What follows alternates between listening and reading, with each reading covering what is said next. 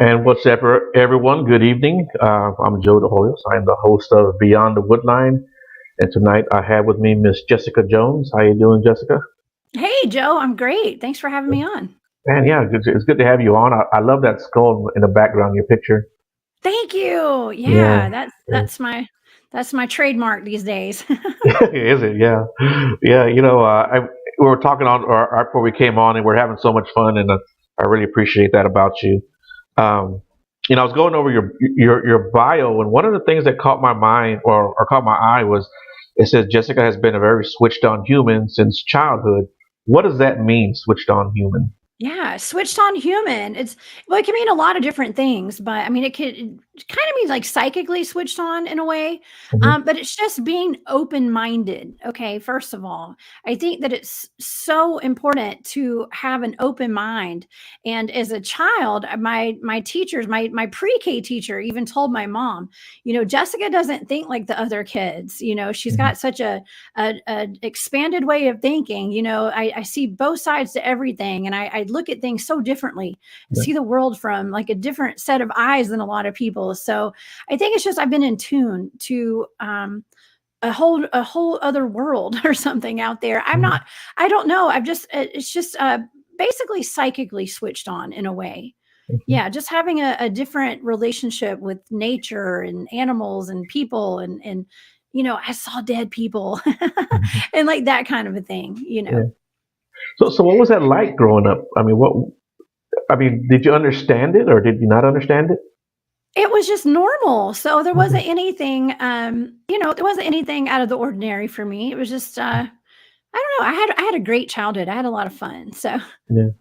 Well, you you seem like know, a great person. yeah, well, thank you. Yeah, Yeah. I mean, I remember as a kid, I would go and sit in my front yard at night. I grew up on a farm. I live in Yeah. Georgia, Okay. and I grew up on a farm on a lake, and we had cows and a bunch of ducks and geese and dogs and cats. We had whatever, and all sorts of animals.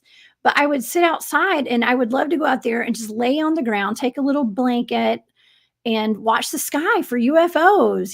That was my kind of a fun time when I was a kid. Yeah. So yeah, because I mean you could see for miles, all through all the galaxies, in my little mind. That's what I was seeing. Right. So And yeah. you know, uh, when I was growing up, I had a neighbor that lived across the street, and this guy had so many stories about UFOs and paranormal and Bigfoot. I don't even know where he came up with all this stuff. He may have been making it up for all I know, but um, he just had so many stories, and that's what really, really kind of drug me into all this kind of stuff. And it, once I got old enough to start cutting grass to earn some money, that's what I would do. I would go buy books at the bookstore when bookstores were around, Oh on anything I could, yeah. yeah, when I could Oh, find that them. was a big thing. Yeah. I Yeah. mean, I had a guest on my show named Tom Cardos was telling me that he actually, when he was a kid, he got interested because there was a book that had UFOs and Bigfoot in it. Well, I actually had the same thing, except my books were always about ghosts. Right. I remember there was the book that had it was about the ghost that's on that stairway. It's like a famous old picture, Yeah, I know what this you're talking old about. like Victorian looking Right. stairway. And there's the lady in white or whatever they called that, and I was into ghosts, that kind of a thing. So, but it all stemmed from that book fair. Right. A lot of us really got inspired by that. So I Right. need to make sure my son's got some money in his pocket the next time they have a book fair, don't I? Yeah. I So remember getting this book and it had all the like UFOs and paranormal and Bigfoot stuff, and it even had a chapter on spontaneous human combustion. I remember that. I remember. I'd never forget oh that book. my I wish I gosh. could find that book. It was it's such a funny thing. Yeah, that's been coming up a lot lately. I've been hearing the spontaneous combustion stuff a lot. I don't know what the deal is with that, but I was listening to somebody. I was like, oh, it was one of the shows on KGRA. Bishop Long was having a show, and he was talking about spontaneous combustion. And Mhm. someone in the audience on the chat was asking about it, and it seemed like the one common denominator was these people were combusting in recliners. So Right. Yeah. I was like, so I think I chimed in and I was like, well, is it the people or is it the recliner? Yeah. The I don't manufacturer know. It's a defect. little weird. It might have been a malfunctioning recliner. Yeah. Yeah. So I don't know. It is a weird thing though. I mean, we live in such a weird universe, so Right. And that's anything's one. possible. Yeah, and that's one thing over the last couple of years that I've really kind of like, I guess you could say, try to get myself in tune with the universe, and Mhm. going out in the woods and camping. I've always felt at home in the woods, and just always felt peaceful. But I started just really, really just observing everything from the smallest blade of grass to the tallest tree, and Yeah. it kind of opens your mind and you kind of see stuff from a different perspective.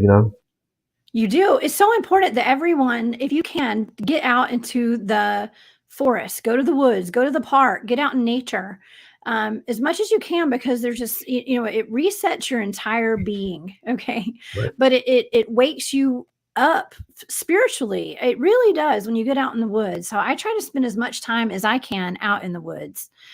Even I try to take my son out, even if it's just to go to the park. We live in a rural area here in Georgia, and we have an amazing park down the road.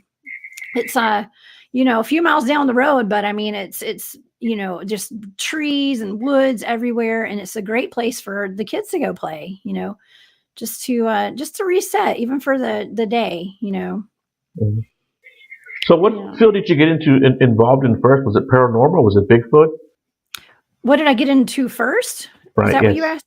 Yeah. Well, I have been seeing ghosts since I was a kid. Okay. I never officially hunted ghosts. The ghosts were hunting me. So, and that's the same with, like the ET thing and all of that. I never actually was like a part of a group that studied them or anything. I just had a lot of experiences growing up. Okay. And around 2011, I met a group of men who had a Bigfoot field research organization, and it was called Enigma Research Group. I went to a lecture one night that my mother went to, like a weekly meetup with some very open minded people that were friends of hers here in Georgia. And every Wednesday night, they would have a speaker that would come up. It'd just be random, but it was all about the paranormal and metaphysical and things like that. And even like survivalist stuff, it was just the wide range of any kind of topic. It was anything goes, but mostly like, paranormal stuff. And my mom called me one day and was like, hey, there's some guys that are coming to the Wednesday night meetup that are Bigfoot field researchers. And I really think that you would enjoy what they're going to, present. And so you should come with me. So I went and I listened to their presentation. I saw these guys were like, so, they believed in everything that they did. And they had this wonderful evidence, like footprints, and they were all professional, like trackers and, survivalists and outdoorsmen. And they had been studying Bigfoot for a while and had a spot that they were,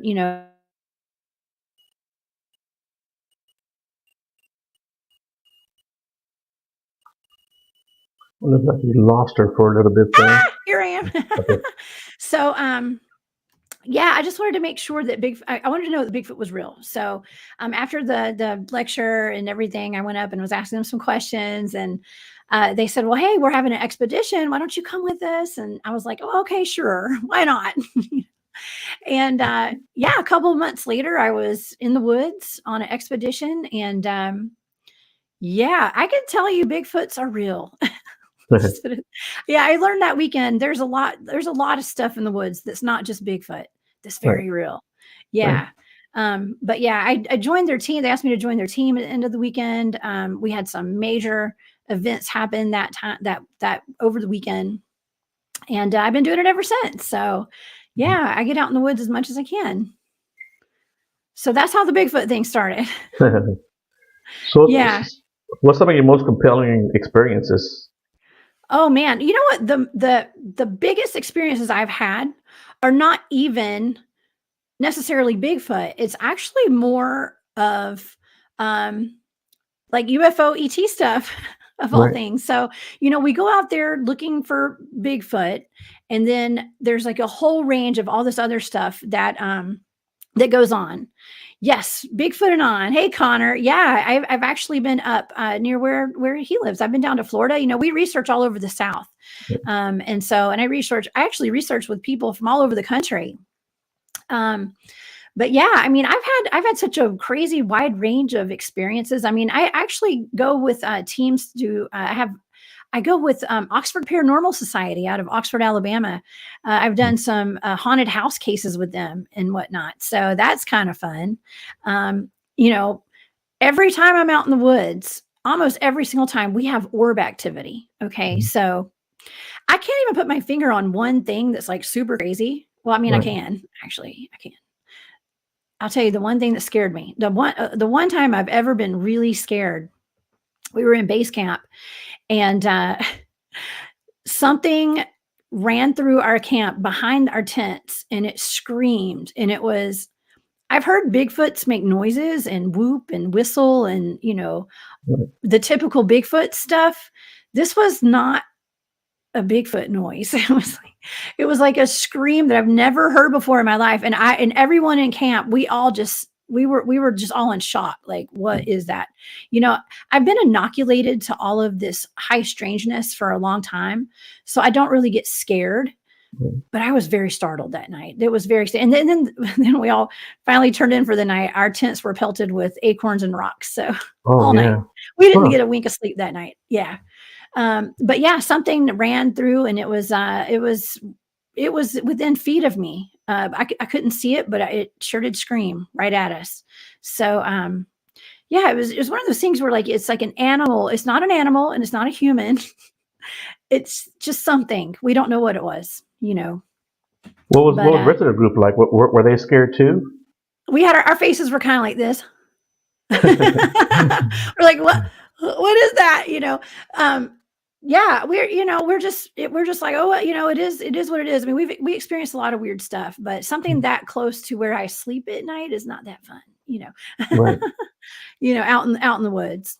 So, but yeah, like I said, we always have orb activity. Um, you know, we have Bigfoot activity, but a lot of times we have UFOs. We have really strange lights in the sky. We've actually had a portal open up in the field where we call it a portal for lack of a better term. We're not sure Mhm. what it is. Um, my team was in we researched a place called the Meadow, and Mhm.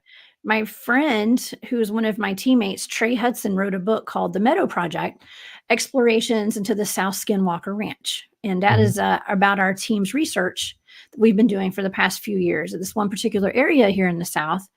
And yeah, one night, when we go out in the woods, we dispatch into teams. We all have, our ham radios, our CB radios on us, and we have constant communication amongst each other. And we go out and we have this one place, like I said, called the Meadow. And there was one night where something showed up on the FLIR that wasn't normally there, and it was just a big black box, like a square.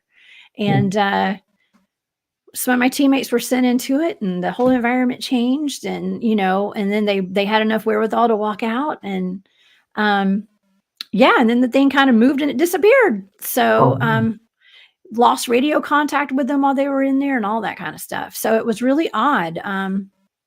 So yeah, we have more than just ghosts and Bigfoots and UFOs. We have what we think are portals out in the woods, and we have it all documented. Yeah. Was this Yeah. portal like? Is this like something that happens in just in that area? We've had it happen in two separate areas, Okay. actually. Yeah, two totally different areas that we research. Hmm. Yeah, but we only have one of them on documented, Okay. so like on film. Yeah. And what are your thoughts about that? What caused that portal? Well, we don't know. Yeah. We're not sure. It's something that was not natural. Right. Okay, and the more I learned and the more we research, the less I know. So, Yeah. The more which questions is you get, really right? interesting. Yeah. Yeah. I do know that a lot of people go missing out of our national parks and all over the Right. country in the woods every year, and they're not all reported. Yeah. Um, and we don't know the real numbers, and we also want to know, where are these people going? Well, I've actually, I have a show on KGRA digital broadcasting. It's called Into the Portal. And I've had some of my teammates on, and one in particular was my friend Craig, who's on my team, and he is a cave specialist. And a lot of people assume that Bigfoots are taking these people, and that's one of the theories. Right.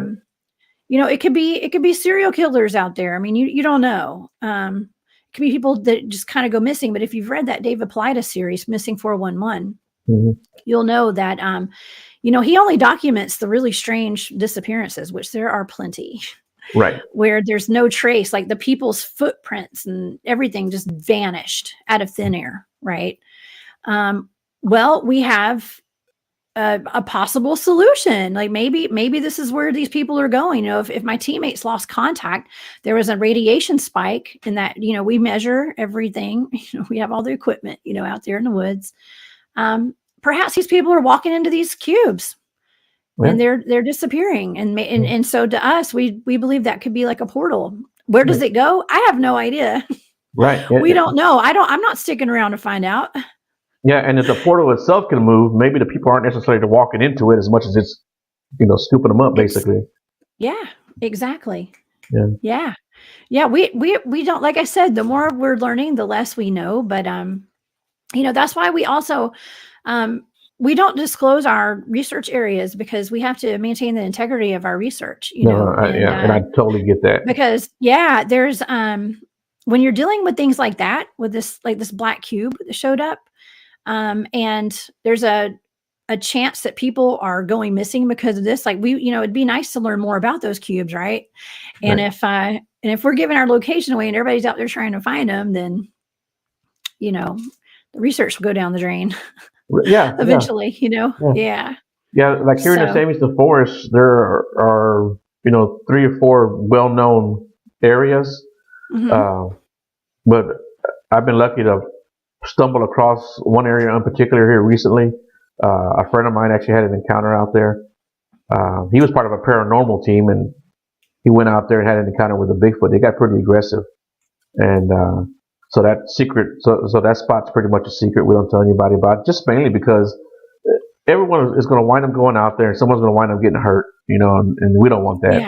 Yeah. Well, and then they have people find out about your spots, and then they send television crews out there, and things like that. And not to say that, we, like I said, one of my teammates wrote a book and everything. And so, and I think a lot of this, information that we have, it will be made public eventually. So you guys will be seeing it one day, from what I understand. Okay. So it's not like it's a big secret or anything. I'm here talking about it right now, but I think it's important for the general public to know, people, at least people who are out in the woods and who are doing Bigfoot research. This is an extreme danger, being out there and people just disappearing. Hunters, hikers, campers, children. If nothing else, we need to know what to look out for. Yeah. And that's going to come, I guess it's part of the disclosure. I mean, what do people know about this that we don't know? Are there higher ups that already know about these black boxes that are showing up? I don't know. Is this where Bigfoots are coming in and out? I don't know. It's a weird thing. And that was the next question I was going to have for you. What do you think Bigfoot is? You think it's a natural animal of this planet? Do you think it belongs on another planet, or it's from another planet, another dimension? What are your thoughts on that? All of it. Okay. Yeah. In my opinion, I believe that there's a wide range of this phenomenon. Okay. And I think that they are flesh and bone and blood, and they're like humans, but I think there's just such a wide range of them. And I do think that they are interdimensional beings. That is my opinion. We have yet to find a place where they are sleeping. My team, honestly, I'm going to tell you the truth. Our teams have kind of done the Bigfoot research, and we know they're out there. And so we've kind of moved on to like all the other weird stuff. There's so much more out there than just Bigfoot. So like, we've acknowledged that there are Bigfoots. We acknowledge the fact that I acknowledge the fact, I'm going to speak for myself here.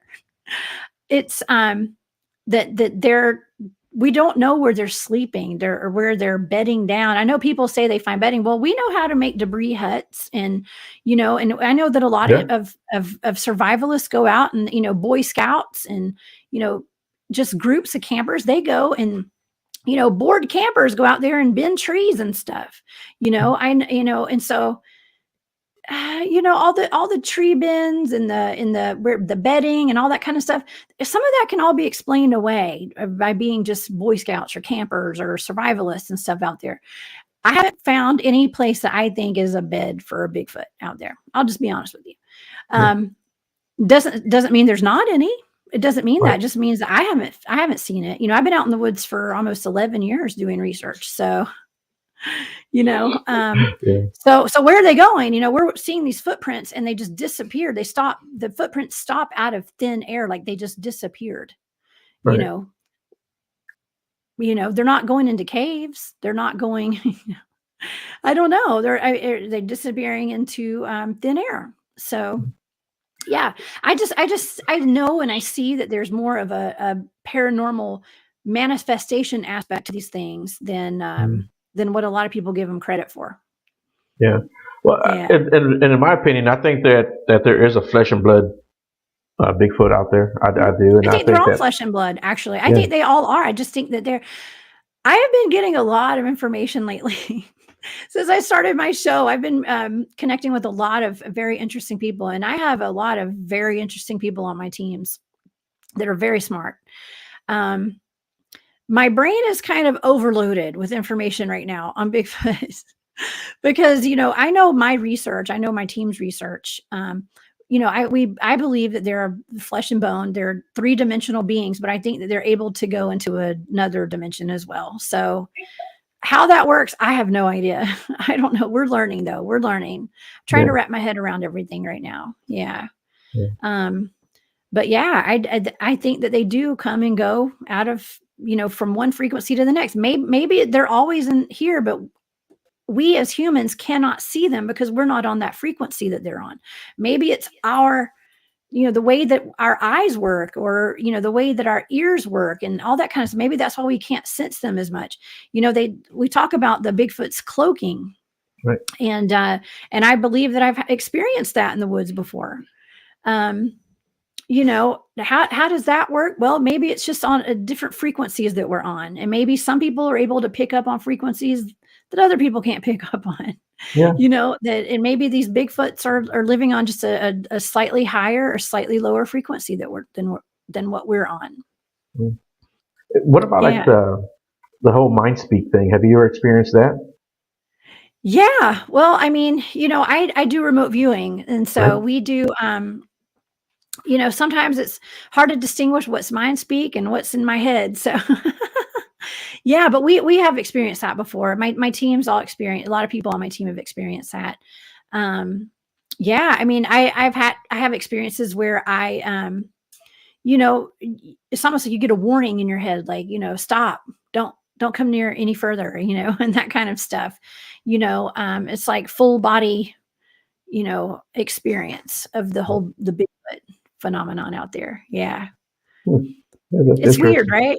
Yeah. No, I've experienced the internal feeling of like, don't come down here or turn around. Kind of like impending doom kind of feeling. Yeah. I've experienced that. I've always kept on going, but Yeah. Yeah. Well, we push it as well, but and until you get screamed, it's all fun and games till you get screamed at, right? Right. Yeah. Or something big, heavy thrown at you. Some kind of alpha or something coming after you, like guarding their territory. Yeah. Yeah. Yeah. I think that happens a lot. But do you think that there is just paranormal activity, period, in the wood, and that gets thrown in there with the whole Bigfoot? Do I think there's paranormal activity that's just the Bigfoot's part of it? Is that what you're asking? No. Do you think there's paranormal activity had nothing to do with Bigfoot, but people might confuse it with Bigfoot? Yeah, absolutely. Because there's just so much. That's like what my team does. We're not just a Bigfoot research team, obviously. We understand that there's a wide range of paranormal activity, and we don't have answers for everything, but we also know not to label everything as Bigfoot or as ghosts or as aliens or UFOs or just interdimensionals or whatever.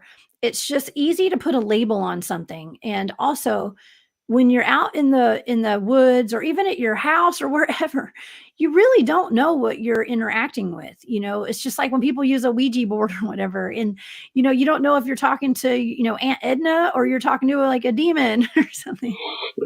Yeah. You don't know. And so it's really you have to use discernment, and you have to be careful what you do, because paranormal is nothing to mess with. Okay, Yeah. I speak from experience. You can have attachments and bring things home with you. You have to protect yourself, not only physically, but you have to protect yourself energetically when you are dealing with any kind of paranormal activity, at home or in the woods, Mhm. anywhere. It's important to protect your entire energy field. Mhm. um yeah, you don't want clingers on coming Yeah. home, and I've had that happen to me before. Right. It's not very fun. Hmm. So yeah. So what do you do personally to protect yourself? What, energetically or physically? Well, I energetically. use my guns. No, I'm just kidding. Yeah. I do what I call a protective energy bubble.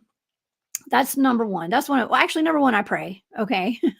So, I am a very spiritual person, and yeah, I'm always asking for protection. And but I'm also doing a protective energy bubble when I go out, and I surround myself with the light. And I have always have good intentions. Okay, I don't go out there with an intention to hurt or harm anything. And I like to exude love, and like, I'm out here, but I'll protect myself. But I'm love, I'm peace, and I'm war. So don't mess with me.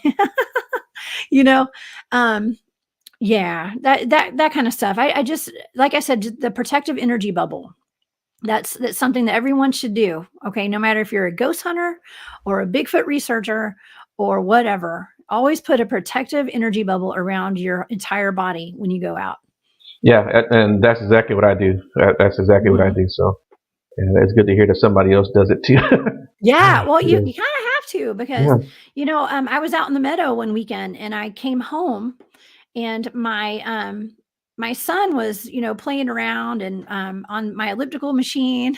Yeah. And he was just a little kid, and some orbs started flying around his head. And this was the day I came back from the meadow where I'd been researching that Oh, okay. weekend. And yeah, I actually have that on video of these orbs that were Yeah. flying around him. They were about the size of golf balls. They were solid, and Yeah. my son saw them, and I saw them, and the other person that was here with us did not see them with his own eyes. He only saw them through the camera on his phone. So yeah, I've talked about that before with some people. It's interesting how some people can see the frequencies and some people can't. Some people Right. can see things happen, and so that brings us to a whole other question. Like, do some of us, are these paranormal phenomenon, are they always around us and we just don't see it? Or Mhm. are they coming in and out of like dimensions, or and does some people just not see them, and then some of us do? So like some of us have ET experiences. Is everybody having ET experiences? But just some of us pick up on it and some of us don't. I mean, I don't know. Like I said, there's more questions, right? Right. So Yeah. I lived in this house years ago in another lifetime, um, and we had a lot of activity in this house. Everyone in the house experienced it. My kids experienced, even the dog experienced it. Um, and one day I got my camera out and I started videoing, and man, there were so many orbs in the bedroom. It was crazy. It was crazy, Yeah. right? So then, Wow. like maybe a week or so later, my daughter woke me up and she was like, "Hey, Dad, there's something in my room," and nothing ever scared us. We were never scared. I got scared one time, but it was more me getting scared than it trying to scare me. Um, but I've got the video, and I need to send it to you. And you can just see this orb take off, and then it just makes a sharp turn. You know, Whoa. Yeah, that's yeah, not dust. yeah, Yeah, a lot of times, I like to have a skeptical mind as right, well, and I try to, being a researcher, you have to rule everything out, and it's easy to be like, oh, that's an orb. I see orbs with like faces in them sometimes and stuff. And Yeah. I have some of my research partners that are like, there's no way orbs have faces in them. Right. It's good to always have somebody that's like, no, that's, it can be explained away. But just like you were talking about with the orbs, I mean, I've seen so many of those. I don't know what it is. I feel like I've been followed around by orbs my entire life. Right. Yeah. But not only do if I had orbs in my house, we have orbs in the woods. A Yeah. lot of different types of orbs, and they're huge. Some of them are really big, and some of them are tiny. Right. And they're all lit. They all have a light coming from them, and some of them you can see when you take a picture, and some of them you can see with your own eyes. So yeah, So weird. it was just really weird when you talked about that with the faces and orbs. So I recently met a friend in the UFO field that we were talking about before we went up to the air, and they sent me some pictures, and they were like, "Look at this picture. There's a freaking face in this orb." And they showed me two pictures, and I mean, there were faces. There were faces. Yeah. Yeah, it was a strange thing, and you're the only other person I've heard who said that. Yeah, no, I have pictures with orbs that have faces in them. I did if you guys wanted to see one of my first investigations of a haunted location, my group Enigma Research Group is on YouTube. You guys go look up Enigma Research Group and subscribe and watch the Corpsewood Manor investigations.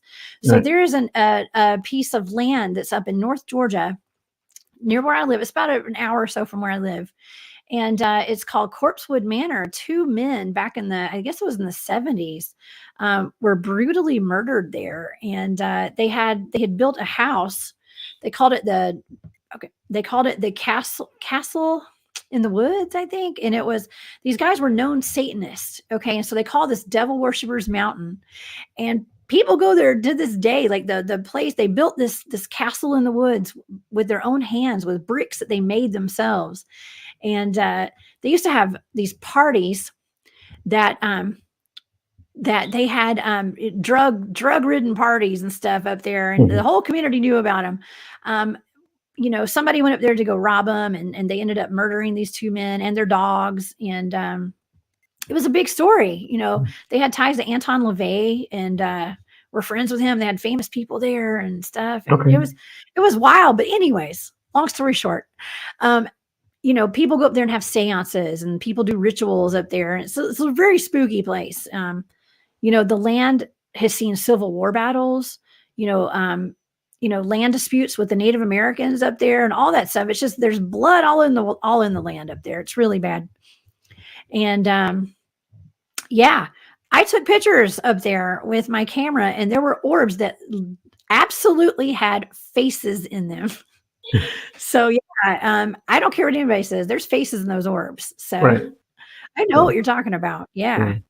Yeah, it's pretty cool. And then you have those who dismiss orbs entirely.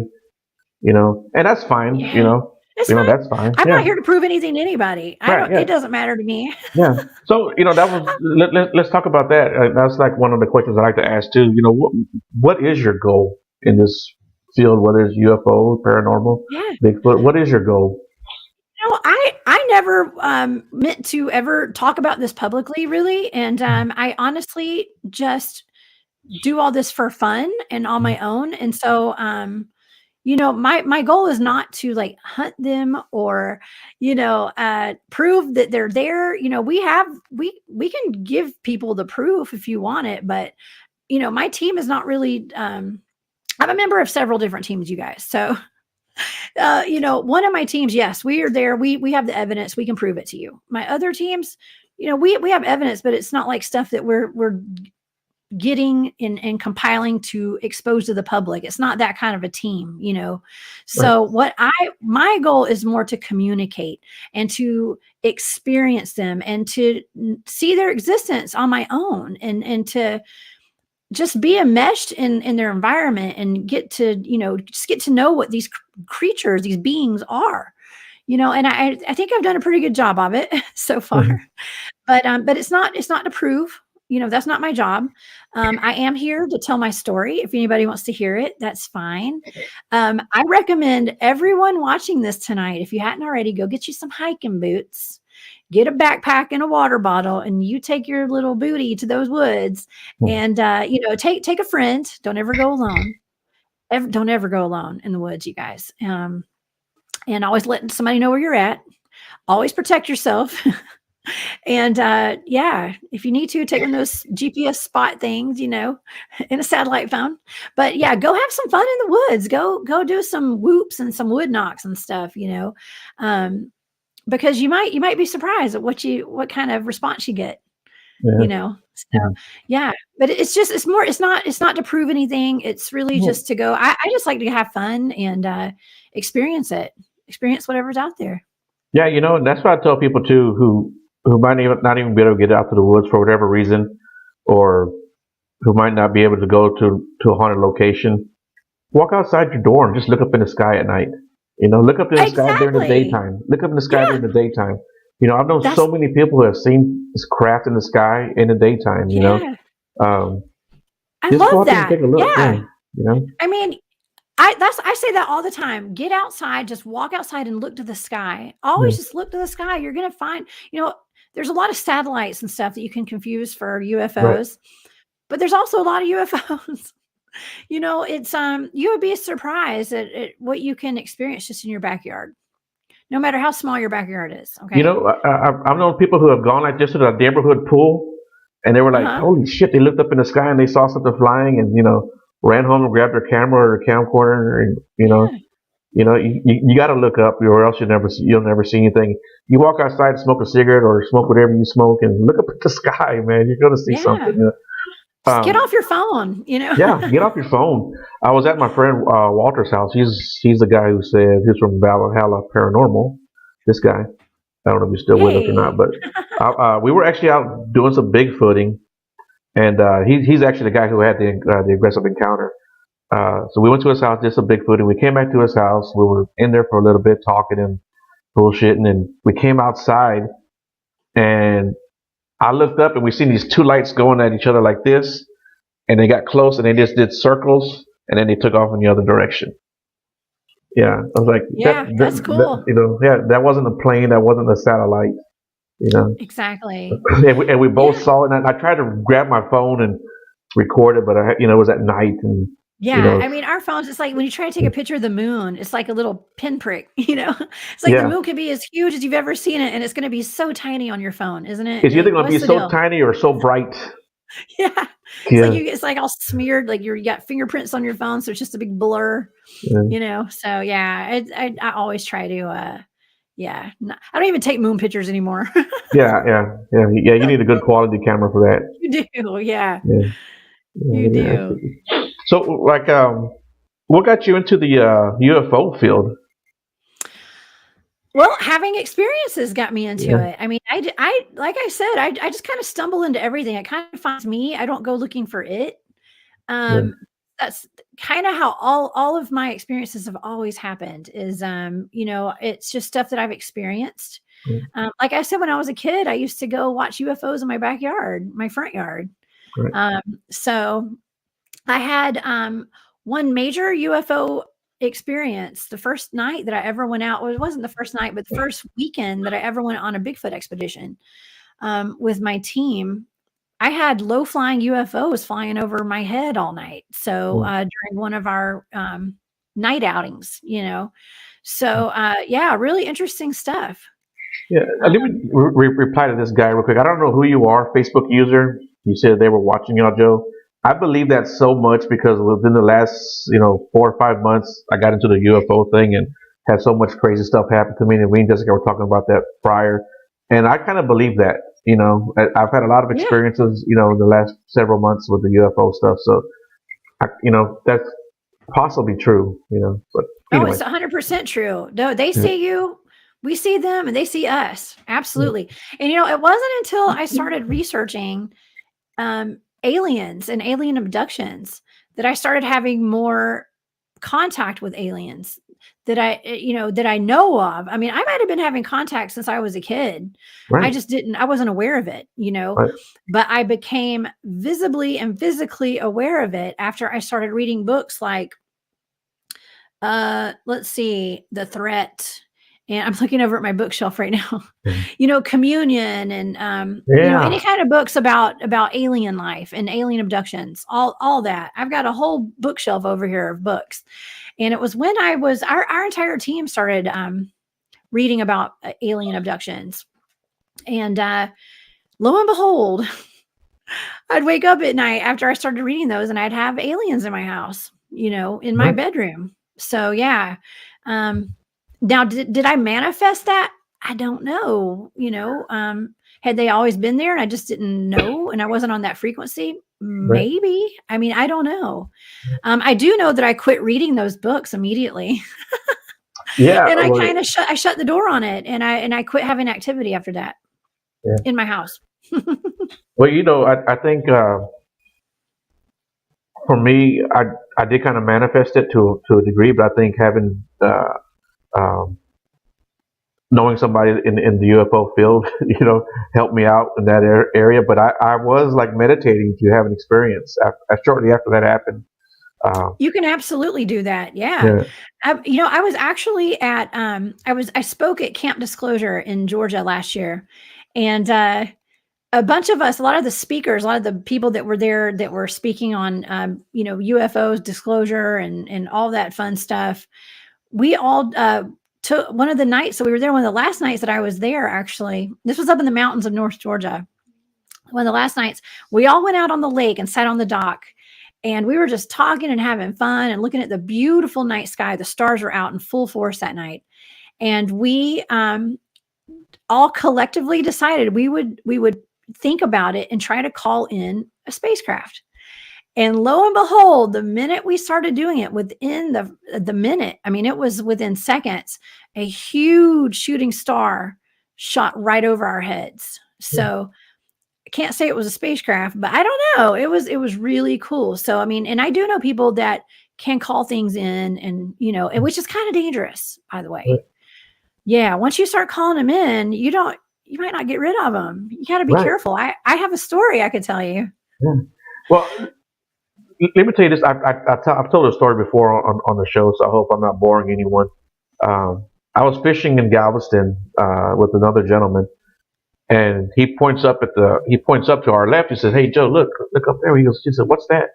And right above our head, maybe like 300 feet above our head, there was this round disc, and it was just floating just so slowly right above us. And we got a good look at it.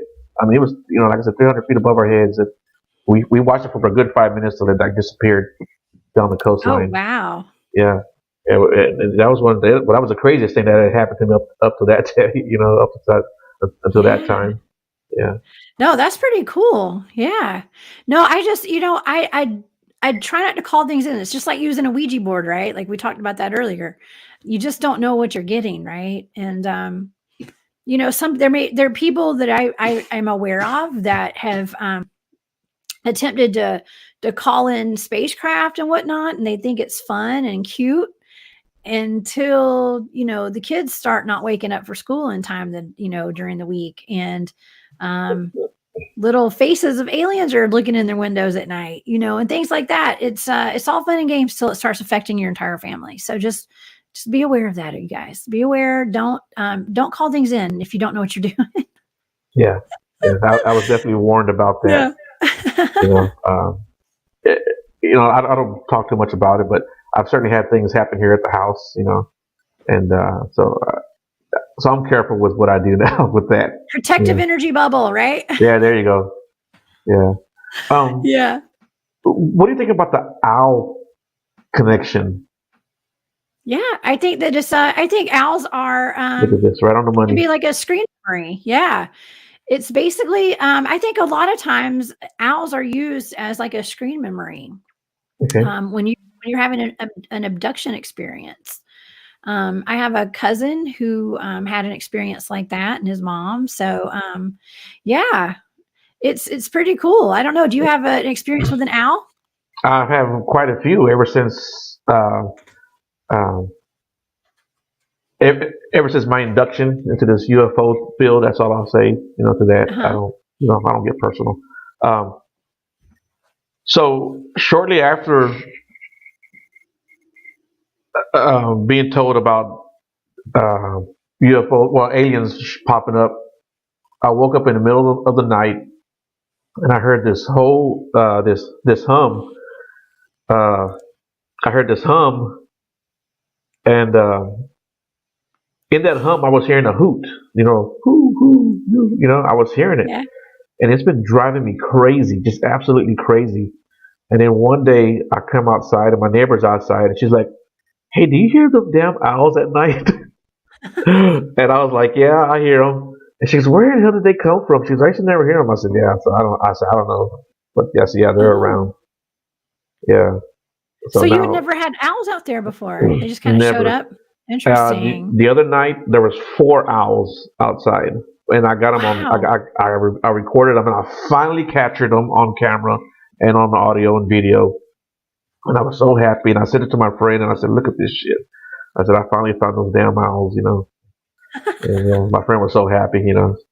They were just like, "Yeah, I told you they were out there." And now it's Yeah. like everywhere I go, I see owls everywhere. I have an interesting owl story. Okay. Actually, because a lot of people, I've been in the woods, and a lot of times Bigfoot will disguise their voice Oh yeah. as an animal. Okay. And a lot of people hear owls, and then they kind of turn, some of the owls sound like monkeys. Okay. Right. Right. Yeah. Yeah. When they get mad, Yeah. when they get irritated. And a lot of people get that confused with Bigfoot activity. Right. Yeah. Okay. Yeah. I've got So one yeah. recorded. Yeah. Yeah, and Yeah. so I when I was living in more like Metro Atlanta, I was living in Atlanta, Decatur area. Back when I was a little bit younger, I was walking my dog at night, and there were owls in the oak trees that around my apartment where I lived, and I was walking out one night, and they were hoot. I heard them hoot all the time, and so I thought it'd be cute to hoot back. And so I hooted back, and the owl hooted at me, and it got a little aggressive, and then it just got more and more aggressive and more aggressive, and then it started sounding like a monkey about to attack me. So I took off running, back to my apartment. It was really scary. It Mhm. sounded like a bunch of monkeys were coming after me. So, Right. but I know what that sounds like, and so now I know when we're in the woods, if you hear an owl, we hear a lot of owls out there. Not all the time. Right. A lot of times, there's not a whole lot of animal activity at all where we go in the woods. Mhm. So which is really weird. But yeah, owls sometimes get confused for Bigfoot when they sound like monkeys, when they get Yeah. agitated. Yeah. Yeah. Yeah. Like I said, I've got one on recording. It sounds just like a chimpanzee, screaming. That's what they Yeah. sound like.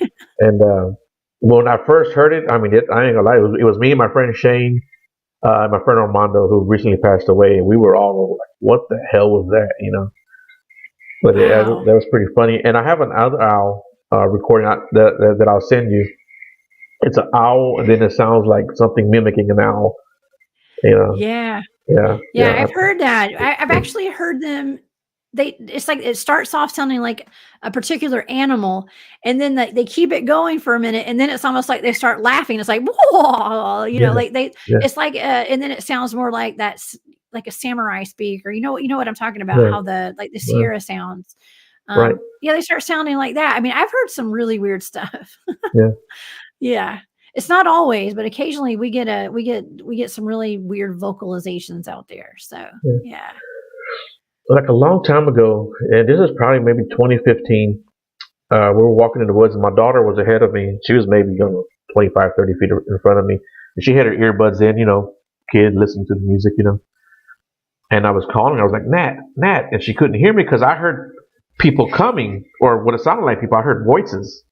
You know, and Yeah. I didn't want her to walk into them. And so finally, I yelled her out her name. "Hey, come over here." She's like, "What?" I said, "There's people coming that way. You're gonna walk right into them." I said, "Just you get over here by me." And we waited and waited. Nobody ever showed up. Yeah, Hmm. yeah. So I don't know what Yeah. those voices were, but it could have been paranormal. It could have been, Yeah. a squatch. But I definitely heard the voices. Me and the It people that could we have were been with. anything. Yeah. Yeah. And and a lot of places like around in the South where I do research, we have a lot of like Civil War battlefields and stuff around here. And there's a lot of that residual energy. And I mean, I actually took my son on there was like a haunted trail, like a storytelling kind of haunted trail thing at the Pickett's Mill Battlefield here near where I live, and it's a very famous Civil War battlefield. Okay, and we were out there, and they had all these men dressed up like dead Civil War soldier, like they were ghosts and stuff, along the trail. It was like late, it was at nighttime, and my son's only 7, so it was, it's for kids and adults alike. But towards the end of this haunted trail thing, we started hearing cannon fire going off, like Oh, wow. cannons. Yeah. But there were no cannons going off. I mean, they say that it's very common to hear stuff like that, on these battlefields Right. at night. I mean, as we were leaving, we were hearing cannons firing in the woods. Yeah. Really weird stuff. So, I mean, you can hear all sorts of stuff, Right. Yeah. But I don't know if everybody heard that, but my family did. Yeah, and I've maybe we're heard just people the talk weird about ones. that. I've heard people talk about that, especially like where civil wars have taken place, where like on the battlefield where they hear the cannons, they hear cannons Yeah, going off. yeah. Well, they But like have you, those like on the episodes of like Ghost Adventures and all those ghost shows, I mean, they go out, they've been out to the battlefields and, right, yeah. or like in some of They, these old western towns where they'll hear gunshots. oh, And, yeah, yeah, absolutely. Yeah. something like that. Yeah. Oh yeah, yeah. But yeah, this whole field just fascinates me. You could probably sit here and talk for 3 hours about it and still just barely scratch the Absolutely. surface. Well, because there's so many facets to it, and it's in some strange way, I feel like everything's just kind of connected in some crazy. Well, we're all connected, Yeah, we're all humans and connected. Yeah, paranormal, everything alike. yeah, We're all connected. right, But I just feel like there's a lot of groups will go out and they'll study one thing, and I respect that. The right, Bigfoot yeah, groups. right, But I think that instead of just looking for a monkey in the woods, a big gigantopithecus, like a big monkey primate looking man in the woods, there's just more to it than that, in my opinion. With all the experiences that I've had and the research that I've done, there's more than just a monkey in the woods. Okay. And it's not, there's just way more to it.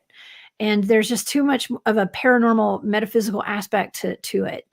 And there are usually orbs in the vicinity when there's a Bigfoot. right, There's usually UFO activity out there where we go. There's usually spirits and tricksters and you name it, interdimensional stuff going on out there. I mean, black cubes showing up, Um, we do things like we've done the Estes protocol out in the meadow and, where you do the ghost boxes, we got the ITC devices and voices come through and, I don't know. It's just, I think there's just some areas that have more activity than others though, in my opinion. And we've happened to find several of those where there's just everything going on there. It's just it's like Skinwalker Ranch, basically. There's a lot of areas like Skinwalker Ranch all around our country, all over the right, world. right, You just gotta find them, right. And I think Yeah, there's places uh, like that people don't even know about, and you probably have a location similar to that.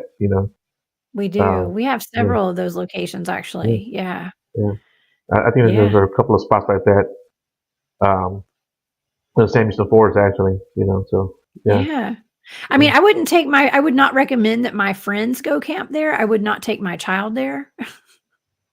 You know, um, I'm very particular about taking people out where I go researching. I don't even tell right. people where I go at all.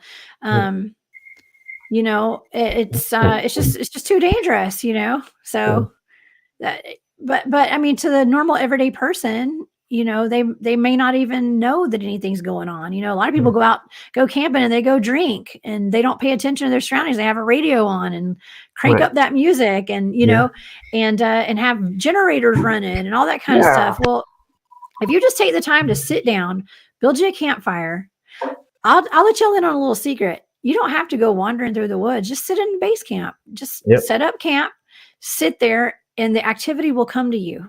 yeah, yeah. That's one If of you my build it, they will come. yeah. That's one of my Right? favorite things to do is just kind of sit back and act like a regular hiker or just like a regular camper. Yeah. You Act know, normal. yeah. Yeah. And you know what's funny is like man, we've heard wood knocks, and people are just there camping, not even paying attention, you know. Yeah. But one night we were getting all kinds of vocals, and I had a recorder sitting out there. And where we go camping is a primitive campsite, and so other people will show up from time to time. And when I went back and listened to the recording, you could hear somebody that was from another campground goes, "Have you ever heard that before?" It was just so funny. Have you ever heard that Yeah. before? Yeah. No, I mean, I've been sitting at base camp in a chair and I had a rock thrown at me. A huge rock landed right by my chair. Yeah. So from across the creek. Yeah, we Yeah. were near a creek that time. And yeah, we had a lot. We have just as much activity at base camp, if not more. Yeah. Um, every time I've ever heard whoops and whistles from Bigfoot is always at night when I'm in my tent. They come and they'll surround our base camp sometimes and start like trying. I'd like to think they're triangulating and letting each other Right. know where they're at. So you hear a whistle over here and a whoop over there and a whoop over there and a whistle over there, you know. Yeah. So yeah, coming from all over the place. So if you'll just go sit in your tent, you know, I usually do fall asleep at some point when I'm out there. Right. I sleep like a baby in those woods. Mhm. I probably snore like a, you know, Like a chainsaw as well. lumberjack. I don't Yeah. know. Here you go. Yeah. Mhm. But anyways, but that's when they'll get more they're more prone to come into your camp when everybody starts snoring Right. and Yeah. everybody falls asleep. That's when we get a lot of activity. So it's good to you know, stay up if you can. Just lay in your tent and listen. Mhm. That's where Cool. that's where you're gonna start hearing stuff. So like Yeah. right when COVID hit and everything got shut down, even the parks, which I didn't understand, you know, it was like no one's 6 feet, you Yeah. know. Yeah. You know, There's an agenda behind that, right? yeah. Yeah. So Yeah. yeah, so I get started on that crap. But anyway, No, so we had the same problem. They shut down all the forest roads and, you know, even all the campsites and all that stuff. And it's ridiculous. yeah, I don't know. yeah. Yeah, But they don't. No, that's a, somebody doesn't want us healthy. That's all I'm gonna say. yeah, I believe it. You know, I believe it. Yeah, Um, yeah. so my friend Shane, he started listening to recordings that we took like in 2017, right? And he's like, "Hey, was this your recorder?" And I'm like, "Yeah," you know, because he showed me the format. I said, "Yeah, that's my recorder." He goes, "Dude, listen to this part." He played a part for me. You can hear something walking around our camp. Yeah, Yeah. yeah, you can hear something walking around our camp. I was like, "Holy shit!" And that was a good outing that day. Well, that Wow. trip, we had a really good outing that trip. I took a dog whistle out there, and I was blowing on it, and man, we got this growl back at us. It was, Oh, wow. yeah, it hit us right in the chest. Oh Yeah, my gosh, and it does like that, doesn't it? That's yeah, wild. yeah. That's really cool. No, we've heard footsteps all over camp, you know, and all sorts of stuff. But yeah, like I've said, I mean, I've had acorns and rocks thrown at my tent all night. So, Mhm. you know, some of my scariest experiences have been in my tent. Well, and I've had an orb float into my tent one night as well. Really? So, yeah, I had an Wow. orb float in my tent. Yeah. And it just chilled there for a minute. It's like it was checking me out and then it floated right out. So, yeah. Cool. Yeah. Well, cool, Jessica. We're coming up on our hour, man. I'd love That to have went you by back on the fast. show. Yeah, I'd love to have you back on the show, man. We can talk some more. Yeah, Yeah. absolutely. Yeah, I Um, would love that. Yeah. yeah. Yeah, Do you have maybe anything come you on want my to? show sometime. Heck Yeah. yeah, heck yeah. That'd be I'd fun. love to. You know, yeah, I'd love to. You can get Walter on there too, and he can tell you about his encounters and his. Oh man, yeah, Walter's found some good stuff. He actually found a hog out there with a head ripped off. But anyway, Oh that's for another yeah, show. cool. Yeah, but Yeah, amazing. yeah, um, yeah. I'd love to have you back on, and everyone in the chat room, thanks a lot for coming on, and I really appreciate it. Jessica, you have anything you want to say to the good people before we? Yeah, no, thank you guys so much for tuning in and having me here tonight. And you guys, if y'all are free on Saturday nights, I have a show called Into the Portal on KGRA Digital Broadcasting. You can find it. I stream it live. It's just an hour show, and yeah, it's on my Facebook page is Jessica, Oracle of the South. And I also am on YouTube. I am Oracle of the South. You guys follow me on Instagram at Oracle of the South. My show's Instagram page is at Into the Portal _ Jessica. And I also have a shop where I sell like Native American jewelry and it kind of supports Oh, my nice. show. It's called War Woman Goods. So you guys go follow me there. It's the Etsy shop. So y'all go buy some jewelry. Yeah, But you got yeah, guys. thanks for having me on. You have men stuff there. Yeah, I do. Yeah, I sell like Okay. biker rings and all that cool Okay. stuff. Yeah, I'm not a biker. I got my men covered. Yeah. Okay, good. It's so hard to find men jewelry for stuff like that. Yeah. No, I Women are sell a so lot of lucky. men's Yeah. rings. Okay. Yeah. Yeah. Well, cool. Well, Totally. just Yeah. yeah. Well, But cool, this was Jessica. great. Thank you. Yeah. Thanks a lot. And hold on 1 second, and everybody, thanks again, man. I really appreciate it. And we'll see you next time. You have a good night, guys. Bye, guys.